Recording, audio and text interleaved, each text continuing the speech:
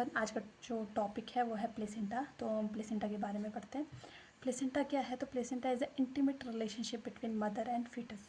ठीक है, तो ये क्या है? एक इंटीमेट रिलेशनशिप है मदर और फीटस के बीच में, या बोल सकते हैं एक कड़ी है जो मदर को फीटस के साथ जोड़ने का काम करती है। ठीक है, नेक्स्ट इसकी कैरेक्टरिस्टिक्स की बात करते हैं। सबसे पहले जो है वो डिस्क्वाइड प्लेसेंटा। इसको डिस्क्वाइड प्लेसेंटा बोलते हैं because of its disc shape. ये मतलब ये डिस्क शेप का होता है, इसलिए इसको डिस्क्वाइड प्लेसेंटा बोलते हैं।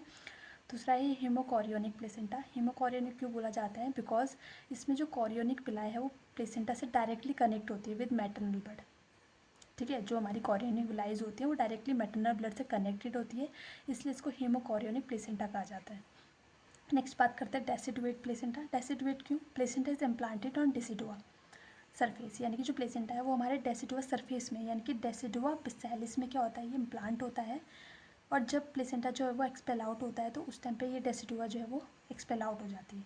ठीक है, तो डेसिडुआ प्लेसेंटा जो होती है, मतलब ये डेसिडुआ बिसैलिस जो है वो लेयर होती है जहाँ पे हमारा जो प्लेसेंटा है वो इम्प्लांट होता है। ठीक है, तो नॉर्मली अगर लेयर की बात करें तो प्लेसेंटा की 3 लेयर होती है। सबसे आउटर लेयर जो होती है वो होती है डेसिडुआ कैप्सुलैरिस, नेक्स्ट होते हैं डेसिडुआ वेरा या पटालिस, और जो थर्ड होती है डेसिडुआ बिसालिस, जो कि हमारी जहाँ पे हमारा जो प्लेसेंटा है वो इम्प्लांट होता है उस जगह पे, तो वो डेसिडुआ बिसालिस उसको बोलते हैं। ठीक, नेक्स्ट बात करते हैं। जो प्लेसेंटा होता है वो सेंटर से जो होता है वो थिक होता है 2.5 सेंटीमीटर, और जो पेरिफेरली अगर देखे जाए तो ये थिन होता है 1 से 1.25 सेंटीमीटर। डायमीटर की अगर बात की जाए तो 15 से 20 सेंटीमीटर इसका डायमीटर होता है।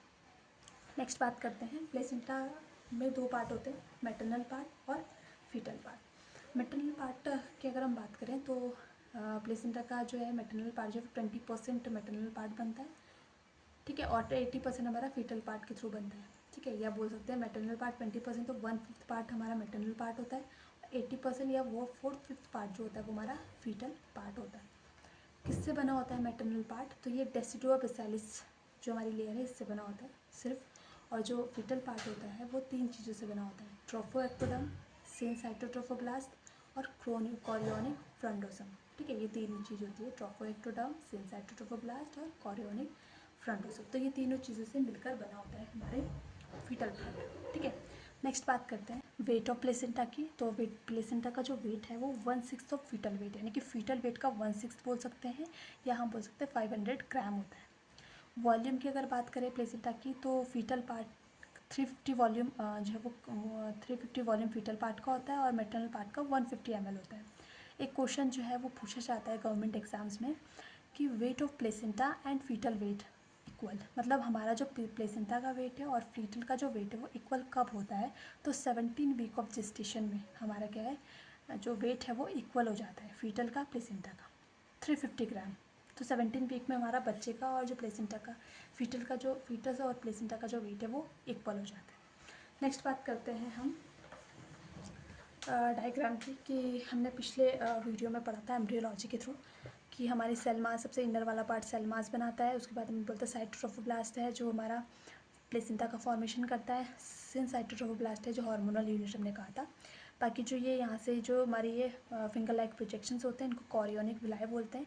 ये जो विलाइज होती है इनका मेन जो काम होता है, जो भी मदर के थ्रू जो भी न्यूट्रेंट आ रहा है, ब्लड आ रहा है, एंटीबॉडीज़ आ रही है, ठीक है, तो वो उन सबको क्या करता है, फीटस तक पहुंचाने का काम करता है। तो इस थ्रू, मतलब इस विलाइज के थ्रू क्या होता है, जो भी न्यूट्रेंट है, एंटीबॉडीज़ है, ब्लड है, जो भी मतलब बच्चे को चाहिए, बेबी को मतलब फीटस को चाहिए है, वो इसको पहुंचाने का काम कौन करता है? कॉरियोनिक विलाई करता है। ठीक है, और फिर फीटस से जो भी हमारा वेस्ट प्रोडक्ट होते हैं वो सब जो भी आते हैं वो थ्रू द विलाइज हमारे क्या है, मैटरनल ब्लड में आते हैं। तो इसके थ्रू क्या होता है, हमारा जो भी एक्सचेंज होता है वो थ्रू द कॉरियोनिक विलाइज के थ्रू होता है। ठीक है, तो मैटरनल जो इंटरविलेज स्पेसिस में जो ब्लड फ्लो होता है वो 400 से 600 ml पर मिनट होता है, और जो फीटस इंटरविलेज स्पेसिस में जो है 400 ml पर मिनट हमारे यहाँ पे एक्सचेंज ऑफ ब्लड होता है। ठीक, अब क्या होता है, यूट्रो प्लेसेंटल सर्कुलेशन हमारा 12th डे में होने लग जाता है। 12th डे में हमने पिछली वीडियो में पढ़ा था, आप जाके एक बार देख सकते हैं अगर आप लोगों ने देखी नहीं है। तो पिछली वीडियो में हमने पढ़ा था कि जो हमारा इम्प्लांटेशन है की जो प्रोसेस है वो कंप्लीट कब हो जाती है, तो वो 11th से 12th डे में कंप्लीट हो जाती है ना। तो यूट्रो प्लेसेंटल सर्कुलेशन जैसे इम्प्लांटेशन कंप्लीट हुआ वैसे हमारा यूट्रो प्लेसेंटल सर्कुलेशन स्टार्ट हो जाता है। ठीक है, स्टार्ट होने के बाद क्या होता है, उसके बाद हमारा जो ये सिनसाइटो और साइटोट्रोफोब्लास्ट है ये दोनों मिलकर क्या करते हैं, प्राइमरी विलाइज बनाते हैं। प्राइमरी विलाई जो होते हैं जो कि अवेस्कुलर होते हैं 13th डे में बनते हैं और अवेस्कुलर होते हैं, यानी कि अभी यहाँ पे ब्लड सप्लाई नहीं होता है क्योंकि यहाँ पे ब्लड वेसल्स प्रेजेंट नहीं होती है, इसलिए यहाँ पे कोई भी ब्लड सप्लाई नहीं होता है। फिर 16th डे यानी कि 16वें दिन पे हमारे सिनसाइटो और साइटोट्रोफोब्लास्ट के साथ साथ हमारे एक्स्ट्रा मेसोडर्मल सेल मिल जाती है, तीनों मिलकर क्या करते हैं सेकेंडरी विलाई बनाती है जो कि अवेस्कुलर है, यानी कि ये भी क्या होती है अवेस्कुलर होती है, यहाँ पे भी कोई भी ब्लड सप्लाई नहीं होता है, ठीक है, तो इसलिए इसको अवेस्कुलर बोलते हैं सेकेंडरी विलाई। 21st डे में हमारी syncytio cytotrophoblast plus extra mesodermal cell plus यहाँ पे ब्लड वेसल्स बन जाती है, फॉर्मेशन हो जाता है ब्लड वेसल्स का, ये चारों मिलकर क्या कर देती है हमारा टर्शरी विलाई बनाती है, ठीक है। नेक्स्ट पढ़ते हैं, अब मिलकर क्या बना देती है टर्शरी विलाइज बना देती है।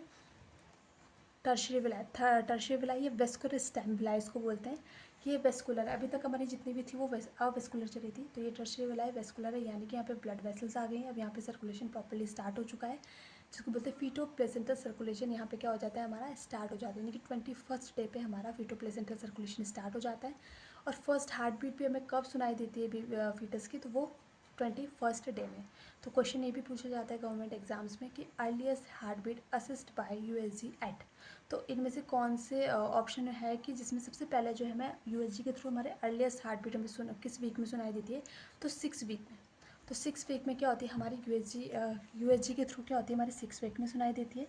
10 वीक्स में बोल सकते हैं तो जो हमारी डॉपलर डिवाइसेस होती हैं, क्या होती है डॉपलर डिवाइसेस होती हैं, तो उनके थ्रू जो होता है वो हमारा 10 वीक्स में सुनाई देती है। और फीटोस्कोप इसके थ्रू जो होता है वो हमारा 20 वीक्स में फीटोस्कोप के थ्रू क्या होती है हमारी जो हार्ट बीट है वो हम सुन सकते हैं, ठीक है।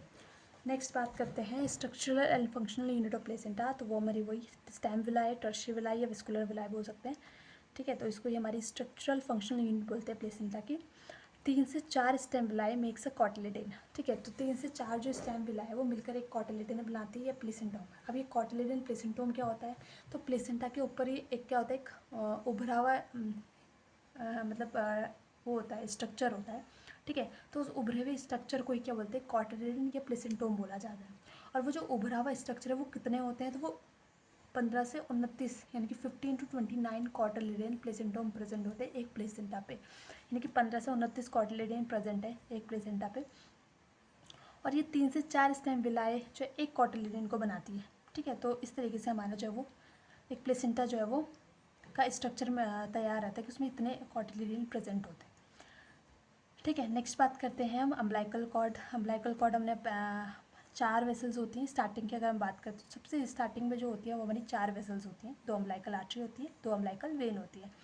आफ्टर 3 to 4 मंथ या बोल सकते हैं 12 से 16 वीक ऑफ जेस्टेशन हमारी जो राइट अम्बिलिकल वेन है वो डिसअपेयर हो जाती है। क्यों होती है, तो ड्यू टू ऑर्गेनोजेनेसिस, यानी कि हमारा जो है वो आर्टरीज का जो है वो हमारे ऑर्गन्स का डायरेक्ट कनेक्शन बनना स्टार्ट हो जाता है 8 वीक्स में, ठीक है, हमारे डायरेक्ट कनेक्शन होने लग जाते हैं ऑर्गन्स के, तो उसकी वजह से हमारी जो राइट अम्बिलिकल वेन है वो डिसअपेयर हो जाती है।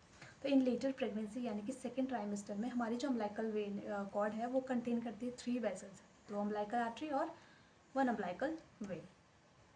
यहाँ तक क्लियर है, ठीक है। नेक्स्ट बात करते हैं अब हम सर्कुलेशन की कि किस तरीके से क्या है मदर से फीटस में सर्कुलेशन होता है ऑक्सीजन का, ठीक है। तो सबसे पहली बात करते हैं मदर में हमारी कौन सी आर्टरी होती है, यूट्राइन आर्टरी होती है। यूट्राइन आर्टरी में हमारा ऑक्सीजन होता है, ऑक्सीजन सबसे पहले मैटरनल इंटरवेलस स्पेस में जाता है, जहाँ पे हमने पहले ही पढ़ा है कि ब्लड फ्लो 400 से 600 ml पर मिनट होता है। यहाँ से ऑक्सीजन कहाँ जाएगा, थ्रू द कॉरियोनिक विलाई हमारा फीटल इंटरवेलस स्पेस में जाता है। इंटरवेलस स्पेस में जाने के बाद हमारी वहाँ पे अम्बिलिकल वेन होती है जो ऑक्सीजन लेती है, ऑक्सीजन लेने के बाद फीटस में ट्रांसफ़र करती है। फीटस से क्या होती है, अब फीटस से जो CO2 है वो आता है वो अम्बिलिकल आर्टरी के थ्रू, वो हमारा फीटस इंटरवेलस स्पेस में जाता है, फिर हमारी कॉरियोनिक विलाई प्रेजेंट होती है, कॉरियोनिक विलाई के थ्रू मैटरनल इंटरवेलस स्पेस में आता है और फिर यूट्राइन वेन के थ्रू क्या हो जाता है ये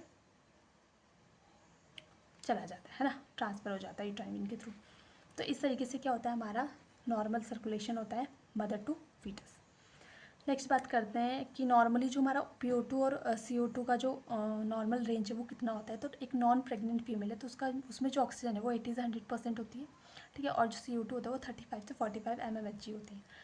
एक प्रेग्नेंट फीमेल में क्या होता है हमारा जो O2 का लेवल है वो तो 105 के 105 mmHg हो जाता है, ठीक है, और जो PO2 हो वो 32 mmFHg हो जाती है, ठीक है। तो इस कंडीशन में रिस्पिरेटरी एल्कोलिसिस हमें देखने को मिलता है क्योंकि यहाँ पे O2 का जो लेवल है वो हमारा ज़्यादा हो जाता है, ठीक है। इसलिए यहाँ पे मेटाबॉलिक रेस्पिरेटरी अल्कलोसिस देखने को मिलता है, और ऑल्सो यहाँ पे मेटाबॉलिक अल्कलोसिस भी देखने को मिलता है।